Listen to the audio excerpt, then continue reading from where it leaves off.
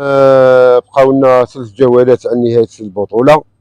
حنا رانا قالها الاخر من اول مقابله اللي بدينا حتى اليوم وحنا نلعبوا على البطوله.